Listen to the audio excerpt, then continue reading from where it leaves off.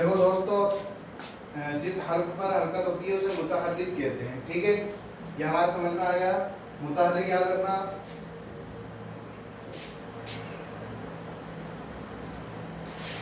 देखो हमारा main topic एराब है।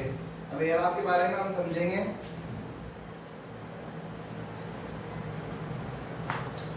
देखो दोस्तों, मुतहर्रिक का मतलब यूं है कि ज़बर, ज़ेर, पेश, ये तीनों हरकत पैदा करते हैं।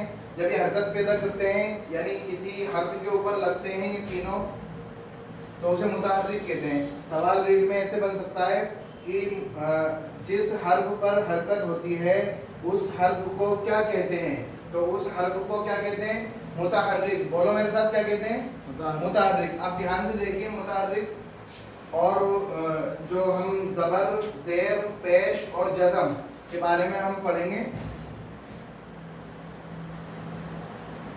अब ध्यान से देखिए, ज़बर, जिस हर्फ के ऊपर ज़बर लगता है, यानी ज़बर को नसब भी कहते हैं। क्या कहते हैं? नसब। अब पहले ज़बर देखिए, जिस हर्फ के ऊपर ज़बर होता है उस हर्फ को अरबी में फतह कहते हैं। अरबी में क्या कहते हैं? फतह। फतह। अरबी में क्या कहते हैं? फतह। और उर्दू में क्या कहते हैं? और उर्दू के अंदर जिस हर्फ के ऊपर फतह लगता है, यानी जिस हर्फ के ऊपर ज़बर लगता है उस हर्फ को मफ्तू कहते हैं। क्या कहते हैं? मफ्तू। मफ्तू। मफ्तू। मफ्तू। क्या कहते हैं? मफ्तू। ये तो ज़बर को कहते हैं, ये ज़बर को कहते हैं फतह। ठीक है, इस पूरे को क्या कहते हैं? मफ्तू। ये अरबी के अंदर कहते हैं और ये उर्दू में कहते हैं। हमारा सवाल यहाँ से बनता है। हमारा सवाल कहाँ से बनता है? उर्दू से बनता है, क्योंकि हम उर्दू लैंग्वेज पढ़ रहे हैं तो हमारा सवाल उर्दू से बनता है। दूसरा, इसे नसब भी कहते हैं। किसको? ज़बर को नसब भी कहते हैं। क्या कहते हैं? नसब। नसब। जिस हर्फ के ऊपर नसब होता है उस हर्फ को क्या कहते हैं? मंसूब। क्या कहते हैं? मंसूब। मंसूब कहते हैं। ठीक है दोस्तों, ये हमारा एक ज़बर वाला टॉपिक पूरा हो गया। एक ज़बर, जिस हर्फ के ऊपर ज़बर होता है उस हर्फ को उर्दू में मफ्तू कहते हैं। क्या कहते हैं? मफ्तू। दूसरे अल्फाजों में हम कहेंगे ज़बर को, यानी इस ज़बर को उर्दू में नसब भी कहते हैं। क्या कहते हैं? नसब। नसब। नसब। जिस हर्फ के ऊपर नसब होता है उसको उर्दू में हम क्या कहते हैं? मंसूब। उस पूरे हर्फ को क्या कहते हैं? मंसूब। मंसूब कहते हैं। अब इसी तरह से इसको हम यहाँ लिख लेते हैं। ज़ेर, जिस हर्फ के नीचे ज़ेर होता है, जिस हर्फ के नीचे ज़ेर होता है उस हर्फ को क्या कहते हैं? उस हर्फ को कहते हैं, अरबी में कसरा कहते हैं। अरबी में क्या कहते हैं? ज़ेर को अरबी में क्या कहते हैं? जो ज़ेर लगा हुआ है ये, इसको अरबी में कहते हैं कसरा। क्या कहते हैं? कसरा। कसरा। लेकिन जब ये कसरा यानी जिस हर्फ के नीचे लगता है उसको उर्दू में हम क्या कहते हैं?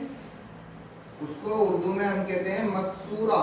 क्या कहते हैं? मकसूरा। मकसूरा। मकसूरा या मकसूर। उसको उर्दू में हम क्या कहते हैं? मकसूर। यानी जिस हर्फ के नीचे ज़ेर लगा होता है उसको उर्दू में मकसूरा कहते हैं। लेकिन जो ये ज़ेर है इसको ज़ेर को अरबी में कसरा कहते हैं। इस ज़ेर को उर्दू में जर भी कहते हैं। क्या कहते हैं? जर। इसको इस ज़ेर को उर्दू में क्या कहते हैं? जर। और जिस हर्फ के नीचे जर लगा होता है उसको उर्दू में कहते हैं मजरूर। उसको उर्दू में क्या कहते हैं? मजरूर। ठीक है, ये हमारा ये ज़ेर भी क्लियर हो गया। अब आगे हम देखते हैं इसमें।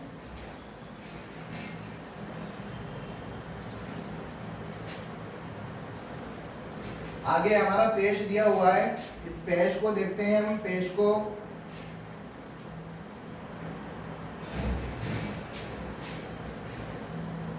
देखो दोस्तों, ये पेश लगा दिया हमने यहाँ पर, पेश। اس پیش کو عربی میں ضمہ کہتے ہیں. کیا کہتے ہیں؟ ضمہ کہتے ہیں. اس پیش کو عربی میں ضمہ کہتے ہیں. جس حرف کے اوپر یہ ضمہ لگا ہوتا ہے، جس حرف کے اوپر یہ ضمہ لگا ہوتا ہے، اس حرف کو اردو میں مضموم کہتے ہیں. کیا کہتے ہیں؟ مضموم. کیا کہتے ہیں؟ مضموم. کیا زوال سے آئے گا یہ. اس کو عربی میں، اس پیش کو عربی میں ضمہ کہتے ہیں، اور یہ ضمہ جس حرف کے اوپر لگ جاتا ہے اس کو اردو میں مضموم کہتے ہیں. کیا کہتے ہیں؟ مضموم کہتے ہیں. یہ بھی ہمارا کلیئر ہو گیا.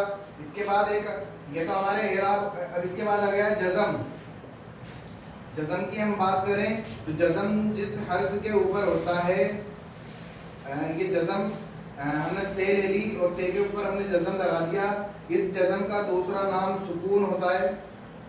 اور جس حرف کے اوپر یہ لگا ہوتا ہے اسے ہم ساکن کہتے ہیں. جس حرف کے اوپر یہ لگا ہوتا ہے اسے ہم کیا کہتے ہیں؟ ساکن کہتے ہیں. جس حرف کے اوپر جزم لگا ہوتا ہے اسے کیا کہتے ہیں؟ ساکن کہتے ہیں. یہ ہمارا کلیئر ہو گیا. اس کا ٹھہراؤ بھی ہو گیا. اب اس میں جزم کا ایک یہ بھی ہے، اردو میں جتنے بھی الفاظ ہیں، جو اردو کے جتنے بھی الفاظ ہیں، اس کا آخری حرف ساکن ہوتا ہے، ہمیشہ ساکن ہوتا ہے. یعنی کہ اردو کے آخری حرف کو ہمیشہ ساکن کہا جاتا ہے اور ساکن کہلاتا ہے وہ. اس کے بعد اب علامتیں آ گئی. اس میں علامت ہماری کون کون سی ہیں؟ چند علامتیں ہیں ہماری. تشدید،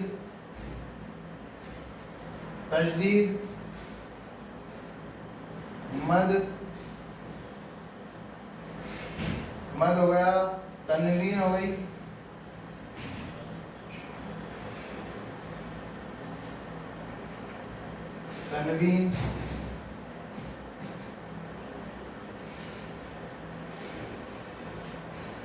یہ ہماری تنوین ہو گئی. اس میں دیکھیے ایک ہو گیا الف مکسورہ.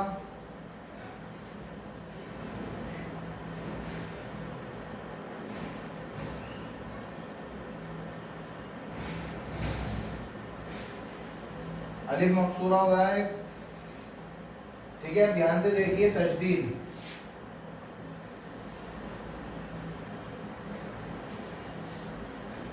یعنی جس حرف کے اوپر یہ تشدید لگی ہوتی ہے اس حرف کو 2 بار پڑھا جاتا ہے. اس حرف کو کتنی بار پڑھا جاتا ہے؟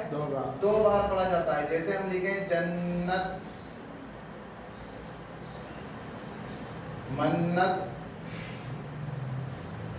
ملت،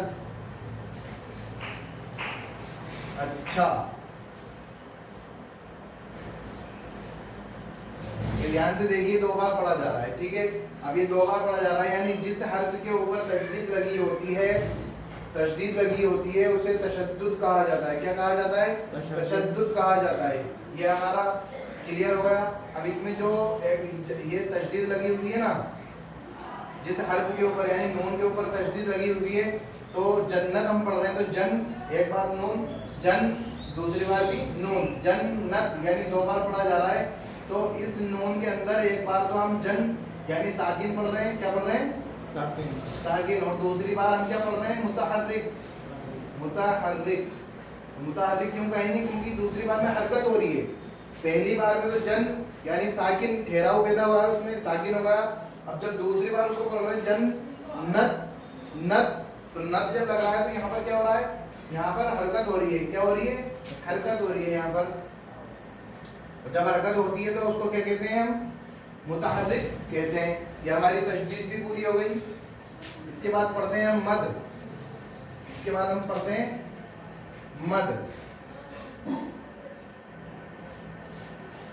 دیکھو مد کے جو معنی ہوتے ہیں وہ زیادہ کھینچنے کے ہوتے ہیں. کیا ہوتے ہیں؟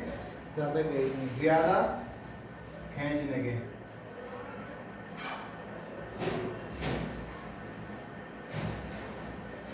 زیادہ کھینچنا یعنی جس حرف کے اوپر مد لگا ہوا ہوتا ہے اس کو زیادہ کھینچ کر پڑھتے ہیں. جیسے آم، آج،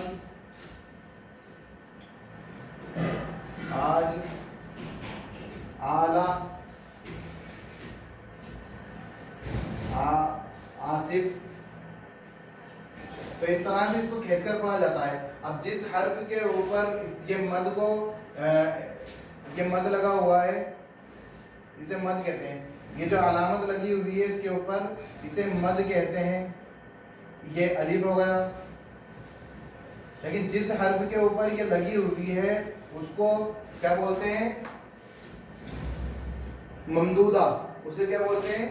ممدودہ بولتے ہیں. ممدودہ بولتے ہیں. ایک دوسرا نام ہے اس کا مدہ. کیا بولتے ہیں؟ مدہ بولتے ہیں. یہ ہمارا مد بھی کلیئر ہو گیا. اس کے بعد ہم پڑھیں گے تنوین.